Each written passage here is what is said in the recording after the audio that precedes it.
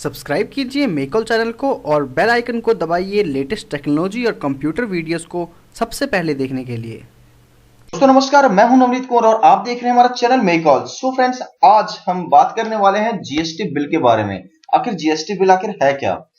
आपने अक्सर सुन रहे होंगे काफी दिनों से कि जीएसटी जीएसटी जीएसटी जीएसटी का आप काफी नाम भी सुन रहे होंगे और सोच रहे होंगे आखिर जीएसटी बिल है क्या, आखिर जीएसटी टैक्स जो लागू होने वाला है, आखिर ये जीएसटी टैक्स आखिर क्या काम करेगी हमारी जो रियल लाइफ में जब ये लागू हो जाएगा, तो आखिर ये क्या वर्क होने वाला है इसका।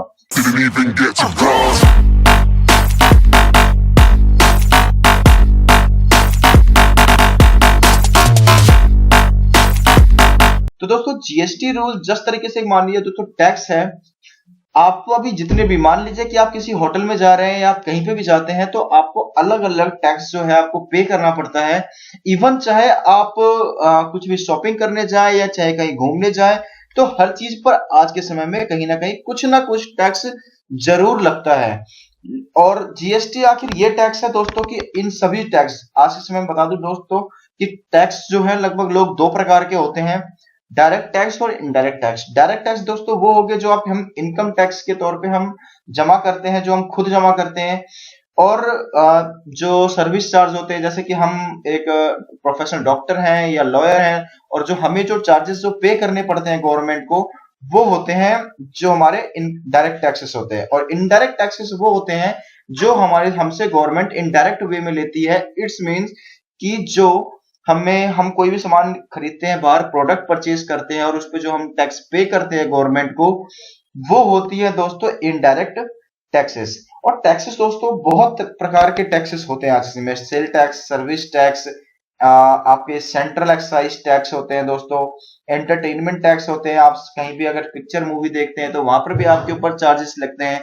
और भी बहुत सारे टैक्सेस होते हैं, खाने से लेकर के वेट टैक्स, आपको सर्विस टैक्स पे करना पड़ता है, आप कहीं होटल में खाने जा रहे हैं वहां के लग्जरी टैक्स आपको पे करना पड़ता है, बहुत सारी चीजें होती है।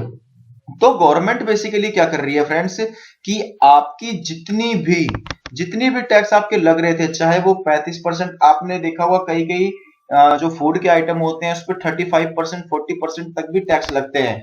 जो कई कार आप जो परचेज करने जाते हैं तो दोस्तों कारों के ऊपर भी इवन 35% 40% अलग अलग प्रोडक्ट के हिसाब से जो है आपके ऊपर टैक्स लगाए जाते हैं। पर जीएसटी लागू हो जाने के बाद आपके ऊपर केवल एक टैक्स पे करना होगा, जो होगा जीएसटी टैक्स, जो आपको तौर पे दिया जाएगा। और वो उसका जो टैक्स की प्रतिशत होगी 18% जो है वो आपको पे करना होगा, चाहे वो किसी भी चीज को आप परचेज करेंगे। हाँ फ्रेंड्स, किसी भी चीज को, इवन अगर आप 10 रुपए के अगर कोई चिप्स को भी अगर खरीदते हैं तो उस पे भी आपको 18% की आपको उसके ऊपर टैक्स पे करना पड़ेगा, 18% का। और अगर आप कोई कार खरीदते हैं तो उस पे भी आपको 18% का टैक्स पे करना होगा। इससे दोस्तों कई सारे जो है एडवांटेजेस भी हैं इसके, डिसएडवांटेजेस भी हैं।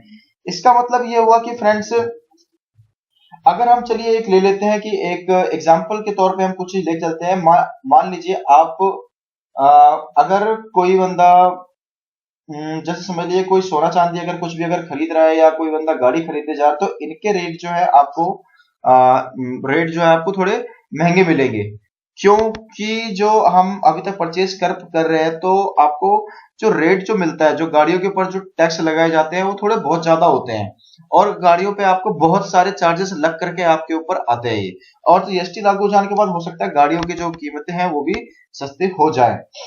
तो दोस्तों नुकसान तो दोस्तों वैसे फिलहाल काफी है, और व्यापारियों का इसमें फायदा भी है, और आम ग्राहकों के लिए थोड़ा सा परेशानी का सामना भी थोड़ा सा करना पड़ सकता है। सरकार को शायद थोड़ा, मेरे हिसाब से थोड़ा सा और सोचना चाहिए, क्योंकि इंसान की मूलभूत आवश्यकताएं आज में रोटी कपड़ा मकान ही है। लेकिन अंत में अगर देखी जाए तो रोटी ही एक मीन्स की फूड ही आज के समय में एक मेन चीज है। तो गवर्नमेंट को कम से कम फूड के ऊपर जो है इनको थोड़ा टैक्स पे थोड़ा ध्यान देना चाहिए, क्योंकि 18%, अगर हम 10 रुपए की अगर कोई आइटम खरीदते हैं तो उस पर 18% का अगर टैक्स लगता है।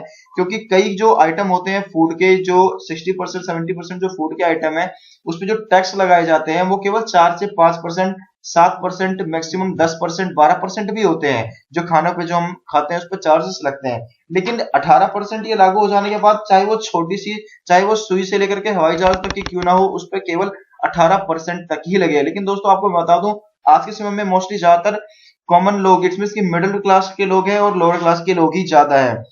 और मुश्किल से दोस्तों 10% ऐसे लोग होंगे जो आज के समय में रिच होंगे। तो फ्रेंड्स, जो बड़ी बड़ी गाड़ियां, जो प्लेन हम इसकी बात करते हैं, जो बड़ी बड़ी जो प्लॉट्स की बात करते हैं, तो फ्रेंड्स बेसिकली अगर देखा जाए तो टैक्स की जो राहत है, जो भी मतलब ये 18% जो दिया जा रहा है, तो ये तो उनके लिए बेनिफिशियल है। और जो नॉर्मल लोग हैं जिनकी सैलरी 10-15 हजार या 20 हजार रुपए जो कमाने वाले लोग हैं, उनके लिए तो कहीं ना कहीं ये प्रॉब्लम ही है, क्योंकि वो 18% फ्रेंड्स उसको बेयर करना होगा।